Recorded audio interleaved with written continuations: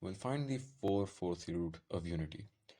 We discussed previously how we could find the 3 cube root of unity. Now we'll find the 4/4 root of unity. So what that basically means is when x is equal to the fourth root of 1. Now, and the procedure here is more or less similar to how we find the cube roots of unity. So we take both sides to the power 4. So this becomes to the power 4.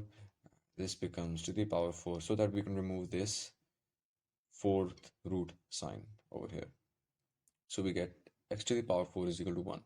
Now we take this 1 on the other side, and now this becomes x to the power 4 minus 1 is equal to 0.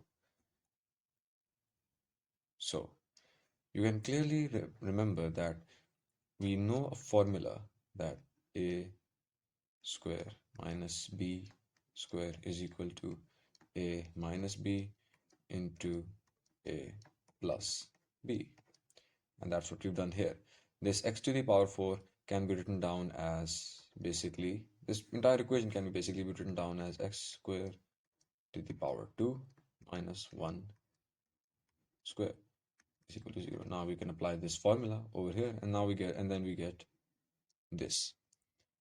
Now you can clearly see that either x square minus 1 is equal to 0 or x square plus 1 is equal to 0. So when x square minus 1 is equal to 0, you get x square is equal to 0. X square is equal to 1.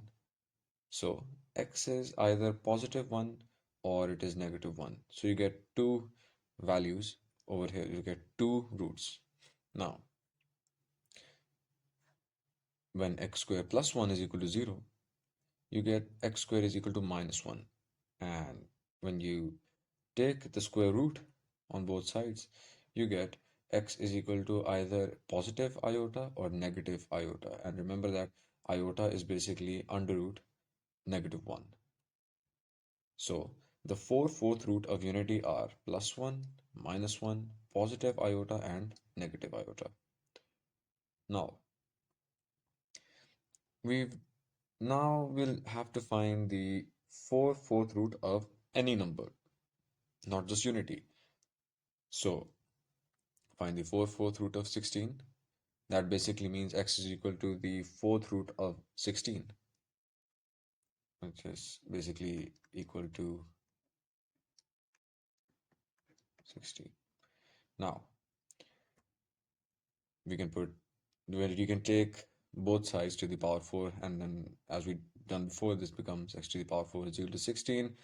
And again, we'll use the formula over here, this one, a square minus b square is equal to a minus b into a plus b. And clearly this can be written down as basically in this particular case, it's not really equal to. Over here we can write this down as x square whole to the power 2 and minus 4 to the power 4, as that becomes 16. Well, that 4 to the power 2. So this becomes 16, and now this becomes equal to 0, and that's what we've done here.